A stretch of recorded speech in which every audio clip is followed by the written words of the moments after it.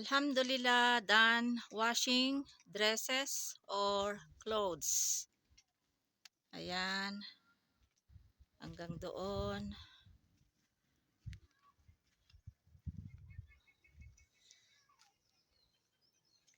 Ayan, tapos yon yung trouser ni Langga, shalwar. Ayan, pajama. Ayan. Ayan, oh. Yun doon sa kapitbahay namin, naglaba din sila, oh. Ayan. So, ito yung aking nilabhan. Ayan.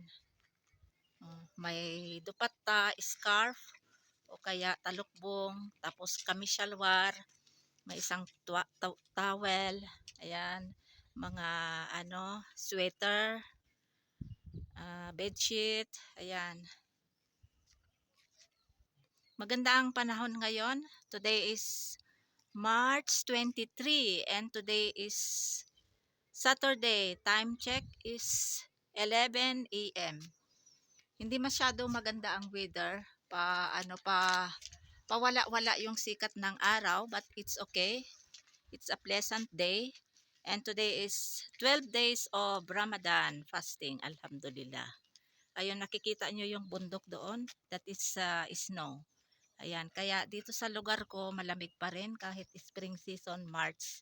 And then April, malamig pa rin dito sa aking lugar. Kaya alhamdulillah, nakalaba ako uli. Even fasting, alhamdulillah. And last na laba ko ay noong 5 days of Ramadan. So after 6 days ako naglaba. Ayan. It's cooking time again. Ito, nagigisa na ako ng sibuyas for our dinner after iftari, and today is 12th day of Ramadan fasting. Ito, nagdikdik ako ng bawang. So ilagay ko ito. Ito yung ngipin ng G1 garlics, malalaki.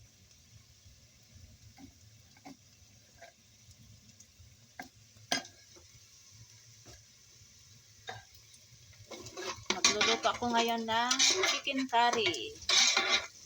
Pabalik-balik na menu or recipe.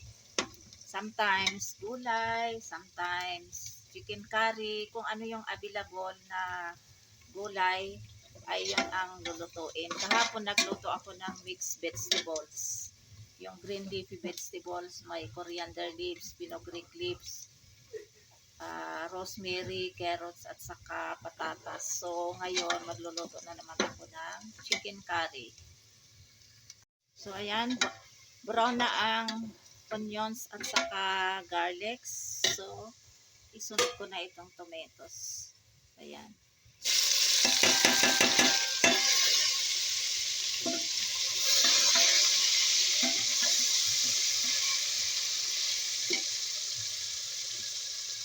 And then, ito yung ihahalo ko. Ito yung turmeric powder, chili powder, salt, at saka ito yung lentils, may coriander seeds, cumin seeds, at saka fenugreek seeds.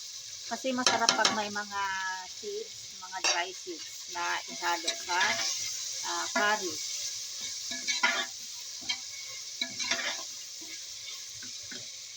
Wait natin maging paste itong tomatoes, din ilagay natin yung chicken. Tomatoes is already paste, so we can put now this chicken. Ayan.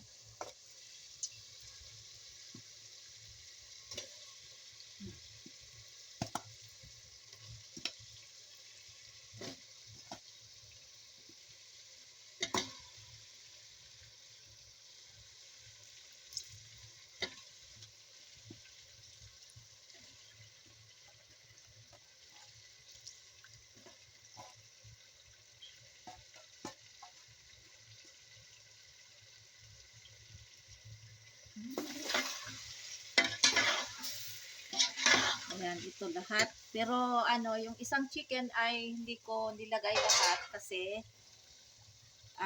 gagawin ko itong roasted chicken, 5 pieces, tigi-isa kami, 1 piece. Ayan. Nilagyan ko ng ng basin, tapos chili powder, salt. Ayan, no. Ipapry ko mamaya pagkatapos ng pakora. So, mahal kasi ang kilo ng chicken. Grabe ang mahal. Ngayong Ramadan, mahal ang mga bilihin. Dapat sana mura ang mga bilihin. Kaya lang, nag-take advantage sila na mahal ang binta, mahal mga bilihin. Pero okay lang. Kasi Ramadan naman kasi ngayon, kailangan talagang kumain. Mag-ulam ng medyo masasarap. Ganyan. Ayan, haluin natin. Still not cook.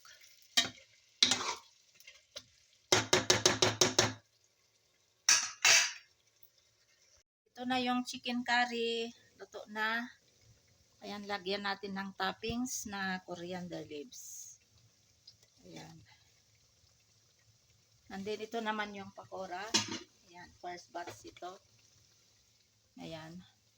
And then, pagkatapos ng itong pakora ay isunod ko itong itong 5 pieces na roasted chicken. After this one, gawa ako ng chapati o kaya roti. Fried chicken.